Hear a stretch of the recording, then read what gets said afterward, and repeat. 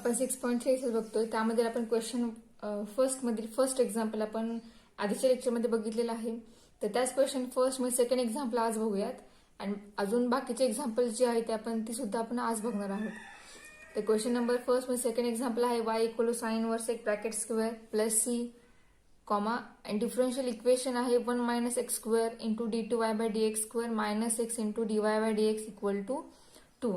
The question 1 काय आहे तो पुन्हा एकदा सांगते मी. क्वेश्चन 1 काय आहे, in each of the following examples verify that the given expression is a solution of the corresponding differential equation. आपल्याला दिलेलं गिवन इक्वेशन जे आहे ते दिलेल्या एक्सप्रेशन डिफरन्शियल एक्सप्रेशन जे आहे याचं सोल्युशन आहे हे प्रूव्ह करायचे. म्हणजे आपल्याला याची डेरिव्हेटिव्ह फाइंड केल्यानंतर जे मिळणारं स्टेटमेंट आहे किंवा मिळणारी डेरिव्हेटिव्ह जी आहे ती डेरिव्हेटिव्ह ही आली पाहिजे. जर ही आली तर हे जे असणार आहे इक्वेशन ते या डिफरन्शियल इक्वेशन सोल्युशन असणार आहे. ठीक आहे, मग आता फाइंड करूया. तर सुरुवातीला डेरिव्हेटिव्ह फाइंड करायचं बघायचं काय, तर जे आपल्याला दाखवायचं आहे डिफरन्शियल इक्वेशन जे आपलं येणार आहे या इक्वेशनवरून त्यामध्ये किती डेरिव्हेटिव्ह केली आहे, म्हणजे फर्स्ट डेरिव्हेटिव्ह आहे का सेकंड डेरिव्हेटिव्ह सुद्धा म्हणजे प्रेझेंट आहे हे आपल्याला स्टार्टिंगला बघावं लागेल. तर या इक्वेशनमध्ये डिफरन्शियल इक्वेशनमध्ये dy बाय dx आहे, त्याचबरोबर d2y बाय dx स्क्वेअर सुद्धा आहे. म्हणजे याचा अर्थ या इक्वेशनला 2 वेळा डिफरन्शिएट केलेले, 2 वेळा डिफरन्शिएट केल्यानंतर आपल्याला हे इक्वेशन मिळणार आहे. बरोबर, म्हणजे d2y बाय dx स्क्वेअर जर प्रेझेंट असेल त्या इक्वेशनमध्ये तर त्या ठिकाणी असं आपल्याला समजतं की आपल्याला या दिलेल्या इक्वेशनला 2 वेळा डिफरन्शिएट करावं लागेल. त्यानंतरच आपल्याला जे गिवन इक्वेशन आहे डिफरन्शियल इक्वेशन ते मिळणार आहे. ठीक आहे, तर बघूया आपण सोल्युशन फाइंड करा सॉल्व्ह करूयात. जर फक्त dy बाय dx प्रेझेंट असेल तर त्या इक्वेशनला एकदाच डिफरन्शिएट करायचं. कारण एकदा केलं डिफरन्शिएट की आपल्याला dy बाय dx आपोआप मिळतो. पण d2y बाय dx आपल्याला कधी मिळतो, ज्या वेळेला आपण 2 वेळा करतो डिफरन्शिएट इक्वेशनला त्यावेळेला आपल्याला त्या ठिकाणी d2y by dx square he term डेरिव्हेटिव्हची he term मिळते. ठीक आहे, तर बघा गिवन काय दिले ती स्टार्टिंगला लिहूयात. So given y equal to sine inverse x bracket square plus c. So differentiate that given equation with respect to x and derivative is dy by dx is equal to derivative of power bracket square आहे त्यामुळे स्टार्टिंगला पॉवरची derivative find होईल. The derivative of power is 2 sine inverse x into derivative of sine inverse x is 1 upon root 1 minus x square plus derivative of constant is 0. ठीक आहे, आता जो 1 upon route आहे तो dy बाय dx ला multiply आहे, तो multiply करूयात. तर बघा root 1 minus x square dy upon dx is equal to 2 sine inverse x आणि हा 0 कॅन्सल झालेला आहे. ठीक आहे, आता आपण करणार काय, आपल्याला हे हवं आहे हे बघत बघत आपण एक्झाम्पल सॉल्व्ह करणार आहोत. ठीक आहे, पण सॉल्व्ह करताना स्टार्टिंगला आपण ज्यावेळेला फर्स्ट डेरिव्हेटिव्ह फाइंड करू त्या फर्स्ट डेरिव्हेटिव्ह फाइंड केल्यानंतर थोडंसं ते जे इक्वेशन येणार आहे डिफरन्शियल इक्वेशन फर्स्ट डेरिव्हेटिव्ह असताना ते थोडंसं सॉल्व्ह करायचं. सॉल्व्ह करून त्यामध्ये काही टर्म आपल्या म्हणजे वाय हा तयार होतोय का तो बघायचा. तर तयार होत असेल तर त्यामध्ये वाय पुटअप करायचा.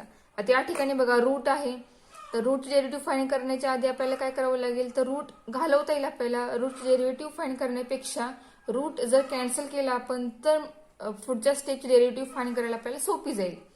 त्यामुळे आपण हे इक्वेशन थोडं सिम्प्लिफाय करणार आणि त्यानंतर याची सेकंड डेरिव्हेटिव्ह सुद्धा फाइंड आउट करणार आहे. तर बघा आता हे रूट जाण्याला आपल्याला काय करावं लागेल, आपल्याला या ठिकाणी काय करावं लागेल, तर दोन्ही साईडला स्क्वेअर करावं लागेल. So taking square on both side and we get आपल्याला काय मिळेल, तर 1 मायनस एक्स स्क्वेअर मिळेल. मी डायरेक्ट रूट कॅन्सल करूनच मिळणारी टर्म लिहिते. इंटू dy अपॉन dx याचा स्क्वेअर होणार आहे कारण दोन्ही टर्म एकमेकांना मल्टिप्लाय आहे त्यामुळे दोघांना सेपरेट सेपरेट स्क्वेअर होणार आहे.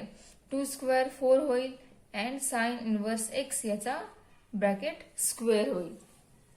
ठीक आहे, आता परत एकदा बघा आपल्याला ही स्टेप मिळाली. आता sign inverse x bracket square जो आहे तो कोण कशामध्ये टर्म आहे, ती टर्म आपल्या y दिलेल्या गिव्हन इक्वेशन मध्ये आहे.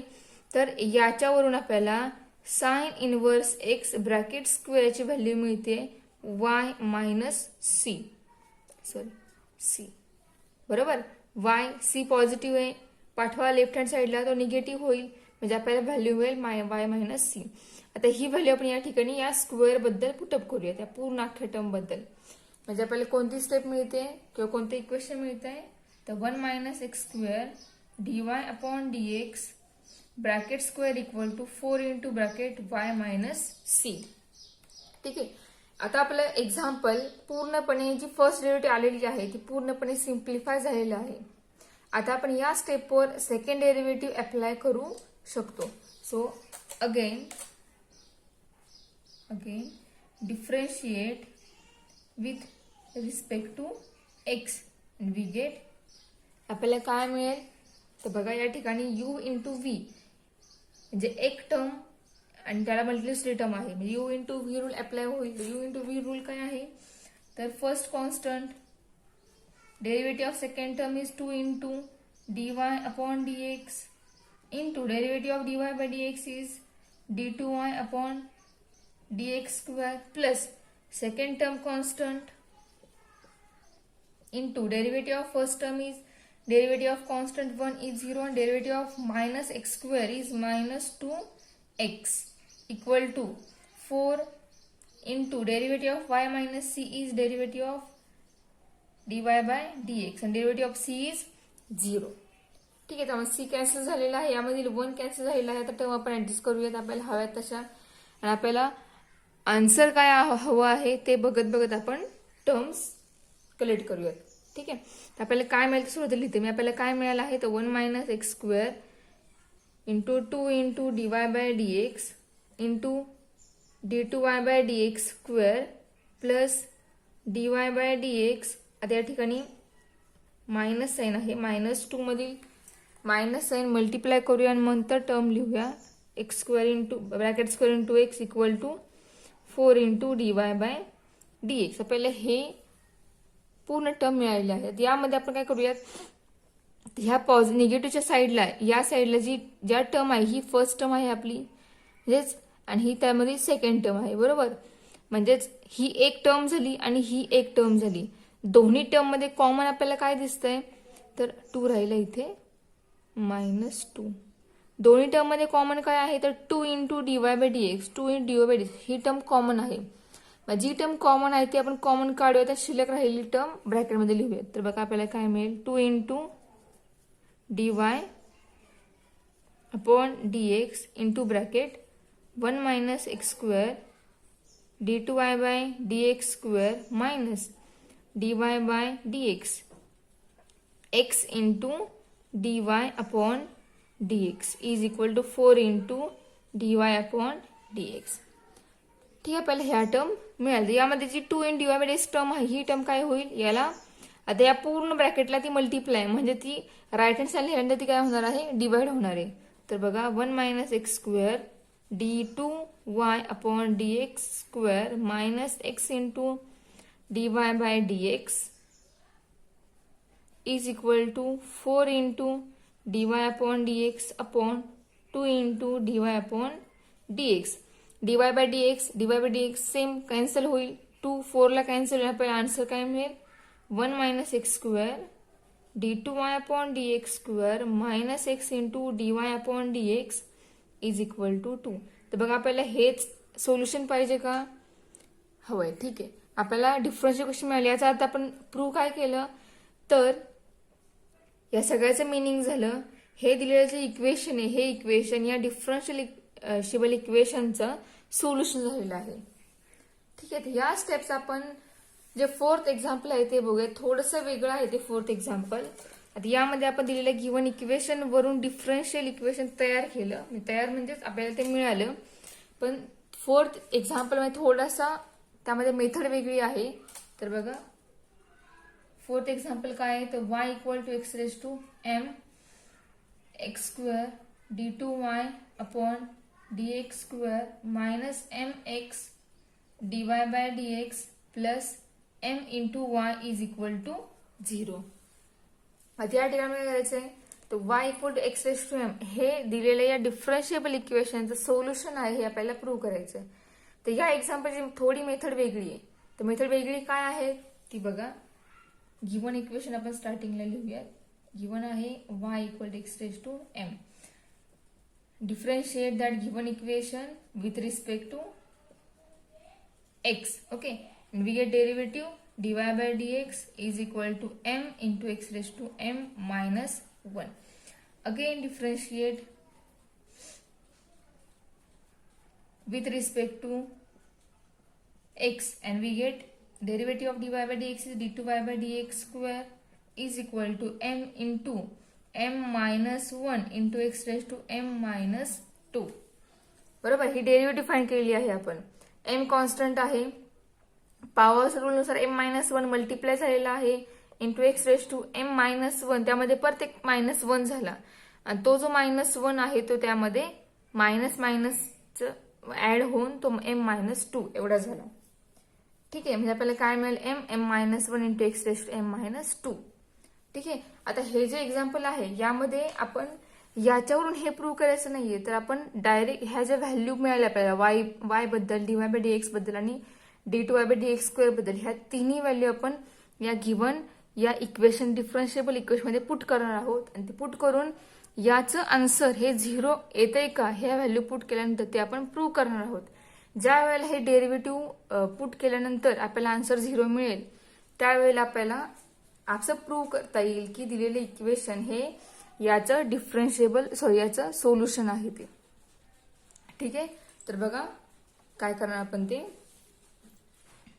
Since x square d2y upon dx square therefore minus mx dy by dx plus my is equal to, फक्त आपण याची लेफ्ट हँड साइड जी आहे ती फक्त घेतलेली आहे. आता याची राईट हँड साइड 0 आहे ही आपल्याला प्रूव्ह करायची. जर प्रूव्ह झाली तर आपल्याला स्टेटमेंट प्रूव्ह होईल आपलं की हे डिफरन्शिएबल इक्वेशन याचं y equal x raise to m हे सोल्युशन आहे. तर बघा पुट करूया value x square into d2 by dx स्क्वेअरची व्हॅल्यू काय आहे तर ही आहे m into m minus 1 into x raise to m minus 2 minus m x into dy by dx value m into x raised to m minus 1 plus m into value of y is x raised to m. This is equal to x square. आता x raised to m minus 1 बाहेर काढूया आपण ब्रॅकेटच्या x raised to m minus 1 म्हणजे x raised to m into x raised to minus 2 into bracket m minus 1. काय केलं आपण x raise to m minus 2 ब्रॅकेटच्या बाहेर काढला आणि तो सेपरेट केला. बरोबर, आपला रूल आहे इंडायसेसचा x raise to m into x raise to 1 असेल तर बेस सेम आहे त्यामुळे इंडेक्सची काय होते त्यावेळेला ऍडिशन होते. बरोबर, तोच तो आपण रिपीट सेपरेट असा लिहू शकतो. म्हणजे याचं कन्वर्जन आपण असं या टाईपमध्ये करू शकतो किंवा याचं कन्वर्जन आपण या फॉर्ममध्ये करू शकतो. हे तुम्हाला झालेलं आहे इंडायसेसमध्ये. Minus m into m into m square होईल इंटू एक्स इंटू हा x raise to m minus 1 हा सुद्धा फोडूया आपण. आपल्याला काय मिळेल x raise to m into x raise to minus 1 मिळेल plus m into x raise to m. बरोबर आहे. आता प्रत्येक टर्म मध्ये कोणती टर्म कॉमन दिसते तर एक्स रेज टू m ही टर्म कॉमन आहे तर ती टर्म कॉमन काढूयात. त्याचबरोबर x raise to 2 into x raise to minus 2 ह्या दोन्ही टर्म कॅन्सल होतील. का कॅन्सल होतील तर x raise to 2 is equal to, तर बघा एक्स रेज टू मायनस 2 कधी असेल तर ज्या वेळेला एक्स रेज टू 2 ही term 1 upon x raise to आपण डिवाइड करतो त्यावेळेला ती टर्म काय होते एक्स रेज टू मायनस 2 अशी होते. किंवा एक्स रेज टू मायनस 2 जर असेल तर तो आपण पॉझिटिव्ह इंडेक्स कसा करू शकतो तर तो एक्स रेज टू मायनस 2 ती टर्म जर डिवाइड केली आपण तर त्या टर्मचा इंडेक्स हा पॉझिटिव्ह होतो. मग त्यानुसार या एक्स रेज टू 2 ला हा एक्स स्क्वेअर डिवाइड आहे त्यामुळे हा आणि हा कॅन्सल होणार आणि या ठिकाणी आपल्याला मिळेल एक्स रेज टू m. ठीक आहे, आपण तो कॉमन काढतोय, हा कॅन्सल झाला, राहिला फक्त m मायनस 1. बरोबर, मायनस हा m स्क्वेअर राहणार आहे, हा x आणि हा x तो सुद्धा कॅन्सल होणार, दोघांचा इंडेक्स सेम आहे आणि एक्स रेज टू 1 ला x अपॉन x ला x कॅन्सल होईल आणि हा जो एक्स रेज टू m हा आपण कॉमन काढलेला आहे म्हणजे या ठिकाणी फक्त m स्क्वेअर शिल्लक राहिला प्लस या ठिकाणी m. बरोबर आहे. ठीक आहे, तुम्हाला असं समजलं नसेल ही स्टेप तर तुम्ही x⁻² हा पॉझिटिव्ह करू शकता, म्हणजे तो आपण तुम्ही डिवाइडच्या फॉर्म मध्ये लिहू शकता आणि मग कॅन्सल करू शकता. ठीक आहे, तर बघा x⁻m इंटू ब्रॅकेट इथं बघा मल्टिप्लाय करूया m² -m plus m plus minus m² cancel plus minus m cancel, म्हणजे आपल्याला मिळाला फक्त x⁻m. ठीक आहे, सॉरी x⁻m इंटू ब्रॅकेट ह्या पूर्ण 2 टर्म कॅन्सल झाल्या, ह्या 2 टर्म कॅन्सल, 0 मिळाला आणि 0 इंटू x⁻m आपल्याला आन्सर मिळाला 0. ठीक आहे, म्हणजेच आपली left hand side right hand side prove झालेली आहे. याचा अर्थ आपल्याला काय समजलं तर बघा लास्टला आपण ते स्टेटमेंट लिहिणार आहोत.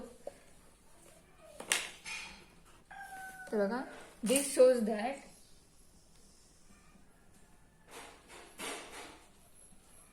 y equal to x⁻m is a solution of differential equation.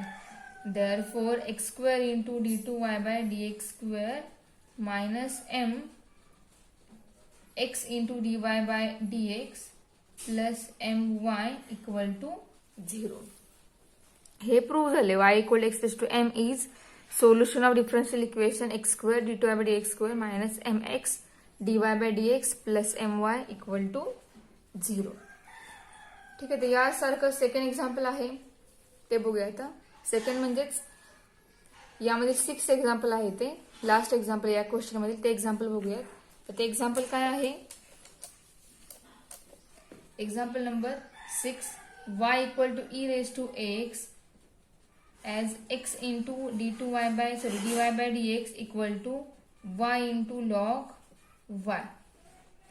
हे प्रूव्ह करायचं आपल्याला. यामध्ये बघा फक्त dy by dx आहे, म्हणजे दिलेल्या इक्वेशनला आपल्याला 1 टाइम डिफरन्शिएट करावं लागेल आणि एकदा केलं डिफरन्शिएट आपल्याला लगेच आपल्याला जे हवं आहे ते आन्सर मिळणार आहे. तर गिव्हन जे इक्वेशन आहे ते सुरुवातीला लिहूया. तर गिव्हन इक्वेशन काय आहे, y equal to e⁻ax. So differentiate that with respect to x and derivative of y is dy by dx is equal derivative of e⁻ax is e⁻ax into into a. ठीक आहे, तर बघा आता आपल्याला answer हवं या फॉर्म आता दिलेल्या डिफरन्शियल इक्वेशन मध्ये e⁻ax ही टर्म नाहीये. ठीक आहे, ए सुद्धा त्यामध्ये नाहीये, म्हणजे आपल्याला ए ची व्हॅल्यू फाइंड करावी लागेल. त्याचबरोबर आपल्याला e⁻ax हा सुद्धा फाइंड करावा लागेल. तर बघा आपण गिव्हन इक्वेशन वरून ए ची व्हॅल्यू फाइंड करूया. तर बघा y equal to e⁻ax आहे, म्हणजेच ax इक्वल टू येणार लॉग y.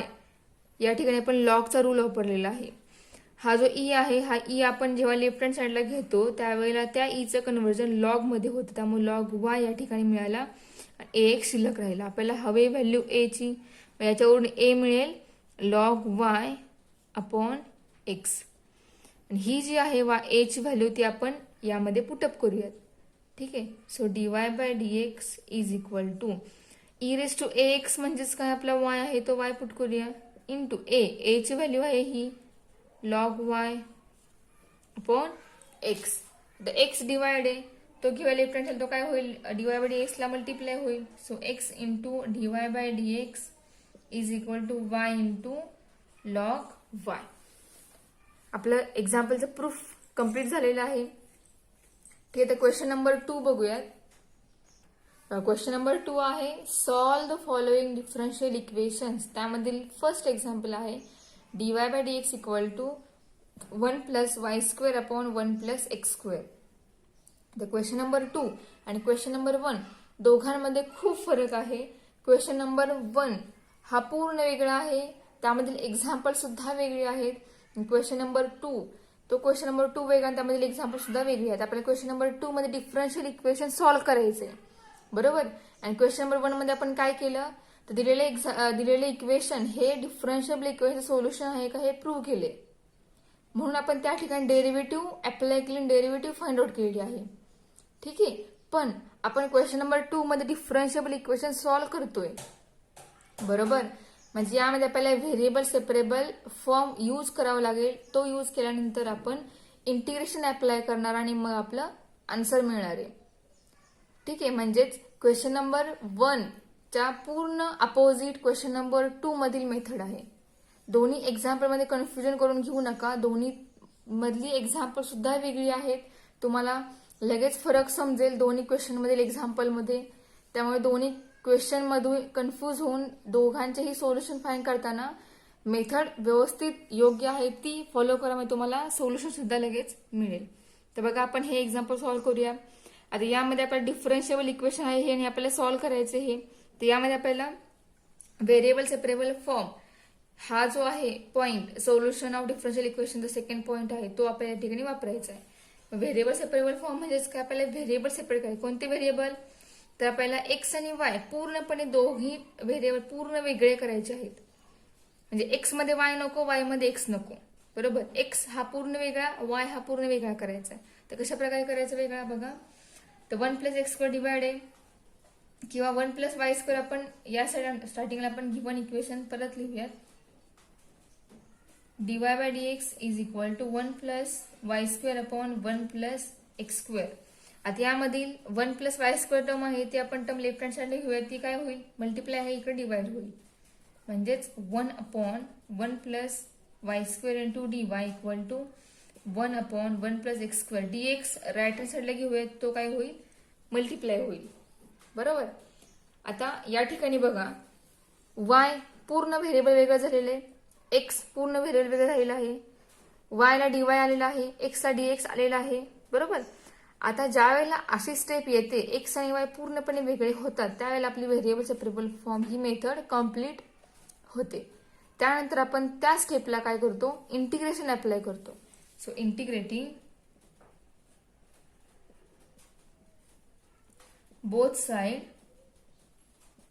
वी गेट काय मिळालं आपल्याला, integration of 1/1+y² dy integration of 1/1+x² dx. ठीक आहे, म्हणजे आपण याला विथ रिस्पेक्ट टू वाय ने इंटिग्रेट करणार, त्याचबरोबर या स्टेपला integrate with respect to x करणार, बरोबर. आता 1/1+y² इंटिग्रेशन काय येणार, आपल्याला फॉर्म्युला झालेला आहे या टाइपचा इंटिग्रेशन इनडेफिनेट इंटिग्रेशन मध्ये. मग सो याचा फॉर्म्युला काय आहे, तर tan inverse of y is equal to 1/1+x² means tan inverse of x plus c. This is the solution of that differential equation.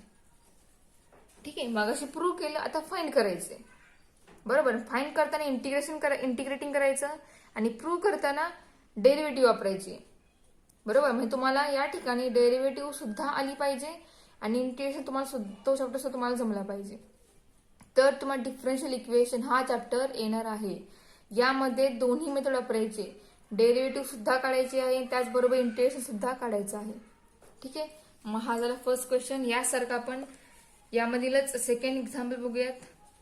तर बघा यामधीलच थर्ड एक्झाम्पल आहे y - x into dy/dx is equal to 0.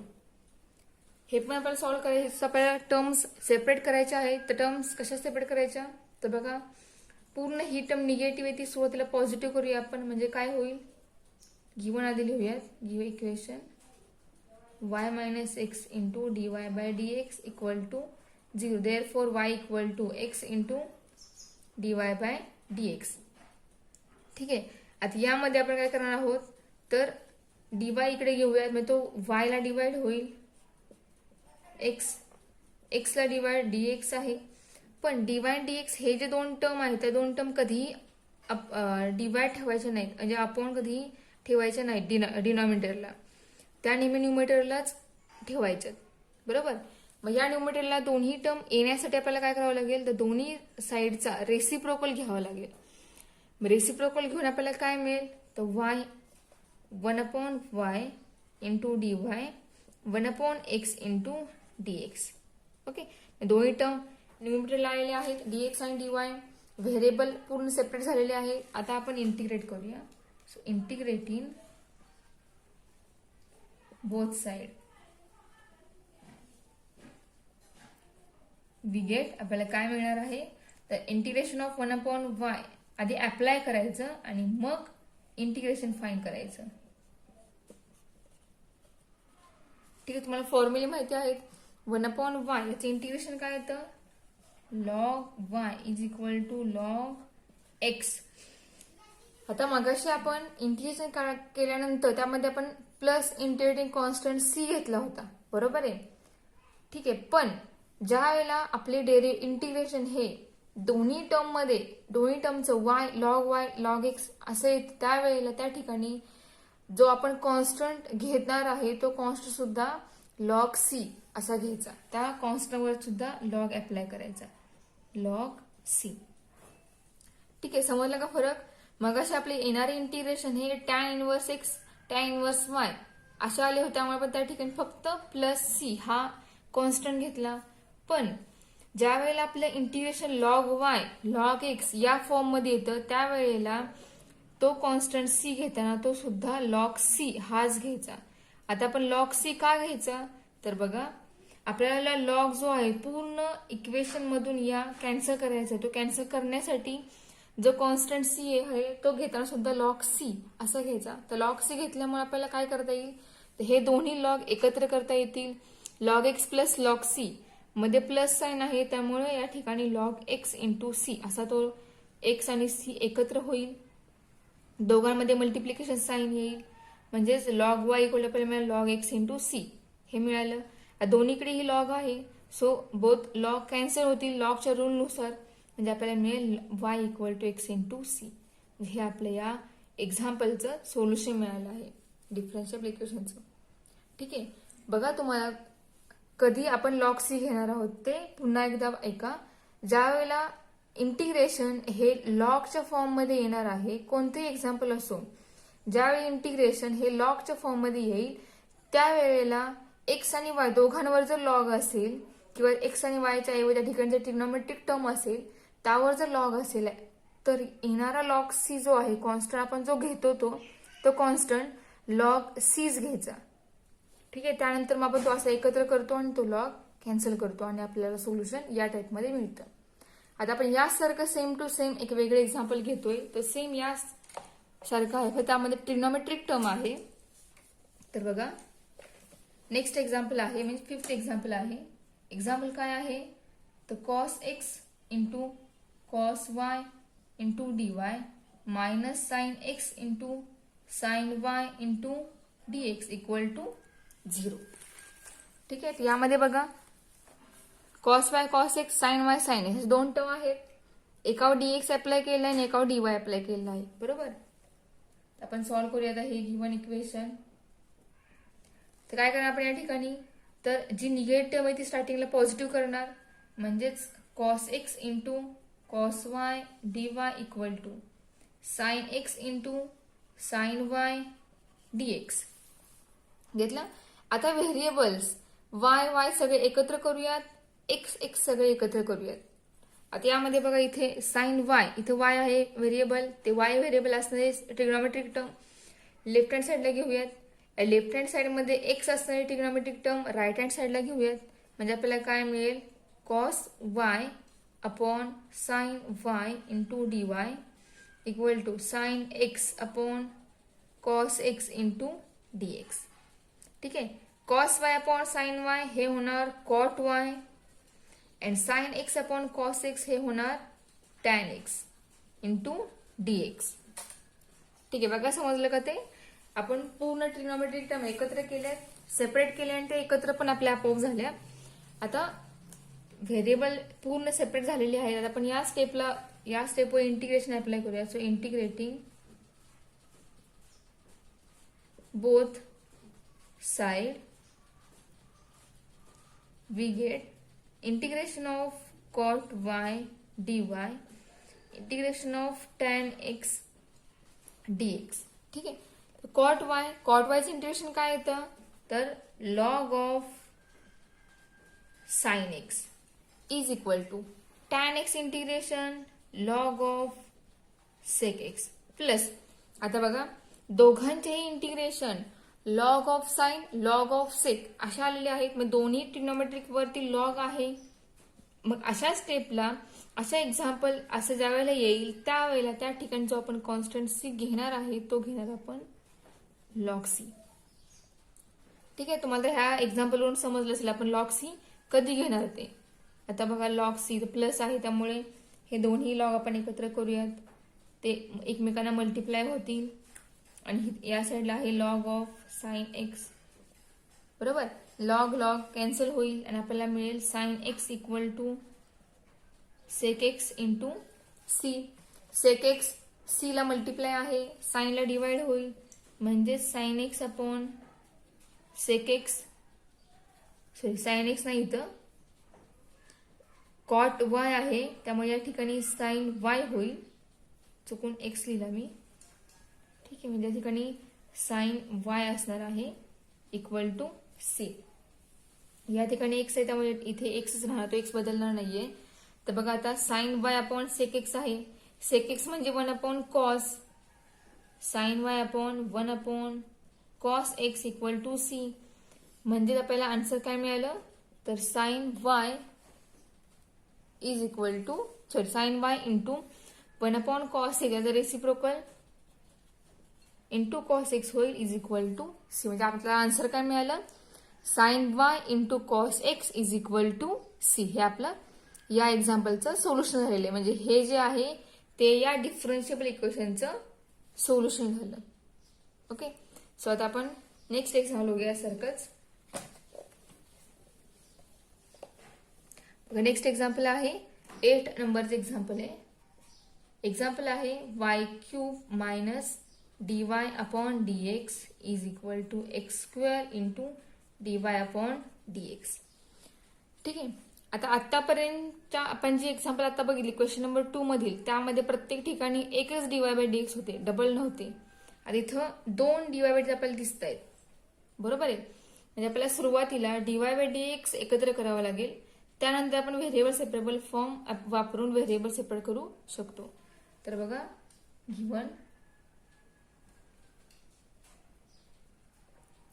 काय होईल बघा, मग y cube equal to ही term negative आहे dy बाय dx, ती राईट हँड साईडला घेऊया आणि ती पॉझिटिव्ह करूयात. म्हणजे आपल्याला मिळेल x square dy by dx plus dy by dx. ठीक आहे, म्हणजे ही एक आणि ही एक अशा 2 टर्म झाल्या, एकमेकांमध्ये तो त्या टर्म ऍड आहेत, तर त्यामध्ये काय होईल, dy बाय dx कॉमन दिसते, यामध्ये सुद्धा आहे ती टर्म, यामध्ये सुद्धा ती टर्म आहे, म्हणजे dy बाय dx ही टर्म त्या पूर्ण इक्वेशन मधून कॉमन निघेल. आपल्याला काय मिळेल, y cube equal to dy by dx into bracket x square plus 1. ठीक आहे, आता एक्स स्क्वेअर प्लस 1 मध्ये कुठेही वाय आहे का, नाहीये, म्हणजे हे पूर्ण एक्सची टर्म झाली. आता आपण dy बाय dx हा dy बाय या साईडला घेऊया, लेफ्ट हँड साईडला, म्हणजे वाय क्यूब अपॉन dy होईल and x square plus 1 upon dx होईल.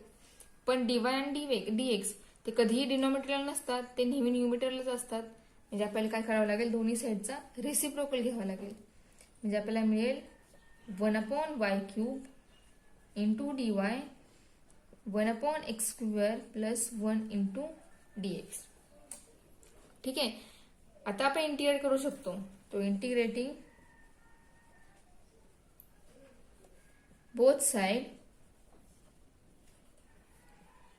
वी गेट काय मिळेल आपल्याला, तर बघा integration of 1 upon y cube dy equal integration of 1 upon x square plus 1 into dx. आता वाय क्यूब जो आहे तो आपल्याला न्यूमिनेटरला घ्यावा लागेल, तर आपण इंटिग्रेशन त्याचं फाईंड करू शकतो. म्हणजे या ठिकाणी आपण वाय क्यूब ज्या वेळेला न्यूमिनेटरला घेऊ त्याची पॉवर काय होईल, मायनस होईल 1 upon x square plus 1 into dx. तर दोन्ही टर्मचं आपण इंटिग्रेशन फाइंड करूयात. आपलं इंटिग्रेशन काय मिळेल, तर बघा integration of y cube is y raise to -3 plus 1 upon -3 plus 1 is equal to integration of 1 upon x square plus 1 is tan inverse of x plus c. आता या टर्म मध्ये दोन्ही इंटिग्रेटिंग करून येणाऱ्या आन्सर मध्ये कुठेही लॉग नाहीये, बरोबर. मग त्यावेळेला आपण अशा एक्झाम्पल मध्ये आपण लॉग सी घेणार आहे का, तर नाहीये. त्यामुळे इथे फक्त आपण सी घेतलेला आहे. जर इंटिग्रेटिंग करून येणारे इंटिग्रेशन हे जर लॉग मध्ये असेल तर तो सी लॉग सी असा घ्यायचा. ठीक आहे, या ठिकाणी आपल्याला काय मिळेल बघा, y रेस टू -3 + 1 म्हणजेच -2 upon -2 is equal to tan inverse x plus c. आता आपण tan इनवर्स x हा -2 आहे, ही टर्म काय असणार आहे, निगेटिव्ह असणार. ही टर्म पूर्ण आपण इकडे घेऊ आणि tan इनवर्स x आपण इकडे आणूयात, किंवा आपण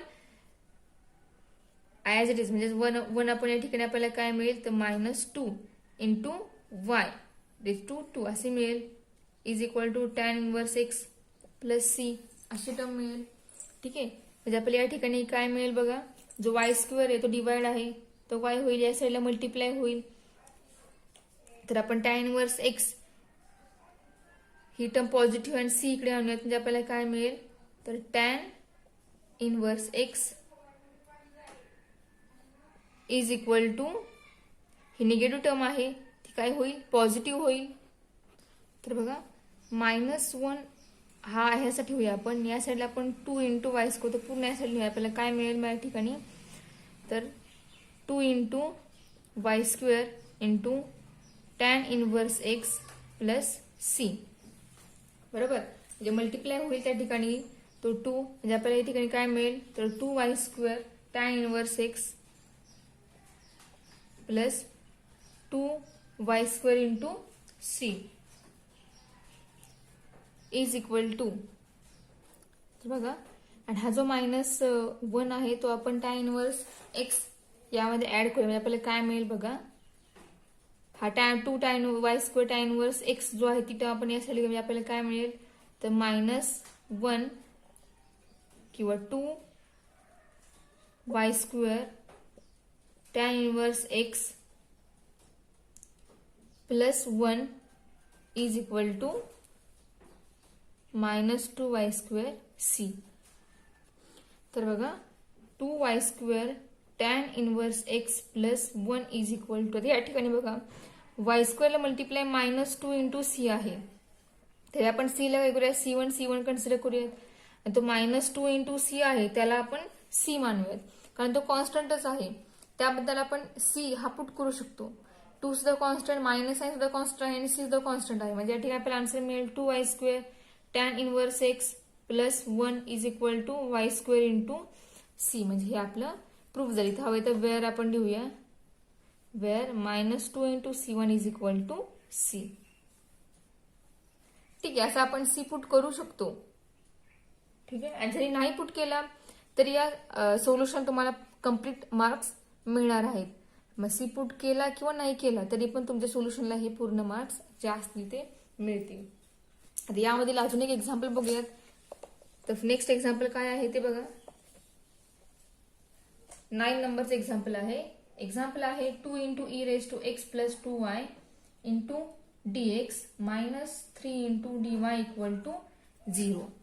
आता यामध्ये बघा ई ची पॉवर आहे. ईच्या पॉवर मध्ये एक्स आणि वाय ह्या दोन टर्म आहेत. म्हणजे आपल्याला ई हा वेगळा करावा लागेल. तो कसा होईल वेगळा, तर 2 into e raise to x into e raise to 2y into dx is equal to, ही टर्म निगेटिव्ह आहे, पॉझिटिव्ह करूया. ठीक आहे, झाली पॉझिटिव्ह. आता यामध्ये जो y आहे तो y आपण राईट हँड साइडला पाठवूयात. म्हणजे x आपला सेपरेट राहील आणि y हा आपोआप सेपरेट होईल. म्हणजेच 2 into e raise to x into dx is equal to 3 upon e raise to 2y into dy. आता ई रेस टू y हा अपॉन आहे तो आपण न्यूमरेटरला घेऊयात.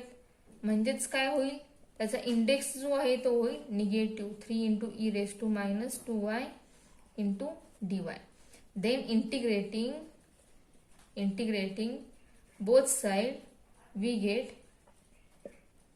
integration of 2 into e raised to x dx equal to integration of 3 into e raised to minus 2y into dy. ठीक है, 2 is constant, so 2 into e raised to x dx. 3 is constant, integration of e raised to minus 2y dy. Integration of e raised to x is e raised to x is equal to 3 integration of e raised to minus 2y is e raised to minus 2y upon minus 2. Integration मध्ये power जी आहे ती upon होते, derivative मध्ये तीच multiply होते, हा फरक आहे दोन्हीमध्ये. प्लस सी, तर -2 जो आहे तो काय करूया आपण, घेऊया right hand side, sorry left hand साइडला घेऊयात. 2 into e raise to x is equal to 3/2 sorry नंतर घेऊया 3/2 into e raise to -2y म्हणजेच ती टर्म सुद्धा आपण काय करू शकतोय अपॉन घेऊ शकतोय किंवा न्यूमरेटर ठेवूयात -2y प्लस सी.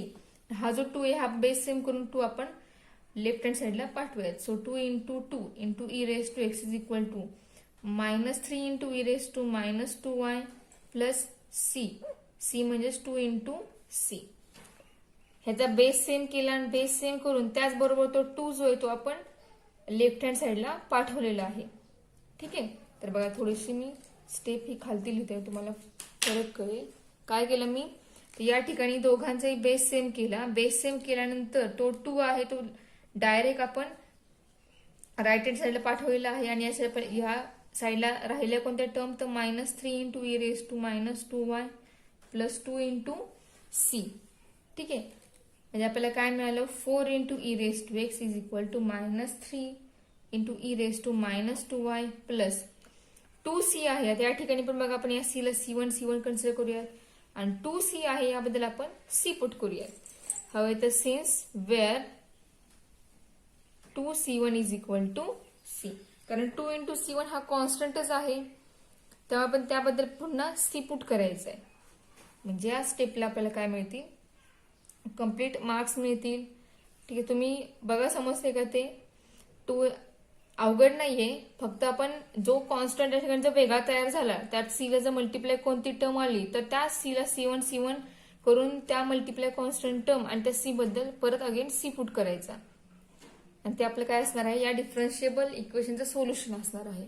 ठीक आहे. तर क्वेश्चन नंबर 2 हा कम्प्लीट झालेला आहे. क्वेश्चन नंबर 3 आणि क्वेश्चन नंबर 4 आपण नेक्स्ट लेक्चरला बघूयात.